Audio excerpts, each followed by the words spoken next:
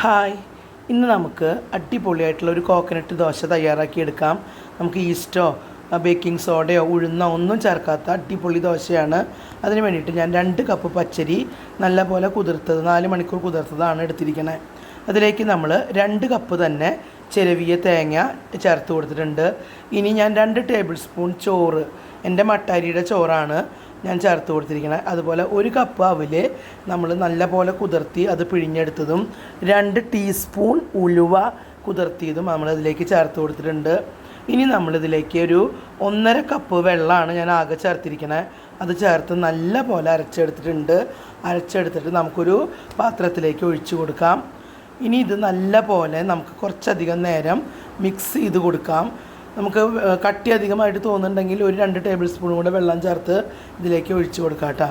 ഇനി നമുക്കിതൊരു ഓവർനൈറ്റ് ഇത് ഫെർമെൻറ്റ് ചെയ്യാനായിട്ട് വെക്കാം. ഞാനിവിടെ അധികം വലിയ പാത്രത്തിലൊന്നല്ല വെച്ചിരിക്കണേ. ഒരു 8 മണിക്കൂർ കഴിഞ്ഞതിന് ശേഷം നല്ല പോലെ ഫെർമെൻ്റായിട്ട് വന്നിട്ടുണ്ട്. നമ്മൾ ഉഴുന്ന് ചേർക്കണ പോലെ നല്ല പോലെ പൊന്തി വരുമൊന്നുമില്ല, പക്ഷെ നല്ല സോഫ്റ്റായിട്ട് വന്നിട്ടുണ്ട് മാവ്. ഇനി നമുക്കിതിലേക്ക് ഉപ്പ് ചേർത്ത് കൊടുക്കാം കേട്ടോ.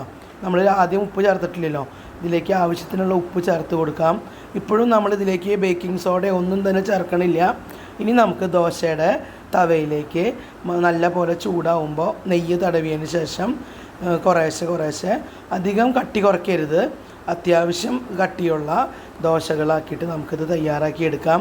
സാധാരണ ദോശയ്ക്ക് ഉപയോഗിക്കുന്ന ചട്നിയോ അതല്ലെങ്കിൽ സാമ്പാറോ എന്ത് തന്നെ തക്കാളി ചട്നിയോ എന്ത് തന്നെ ആയാലും നല്ല ടേസ്റ്റാണ്. ഉലുവയുടെ ഫ്ലേവറാണ് വരുന്നത്. അടിപൊളിയായിട്ടുള്ള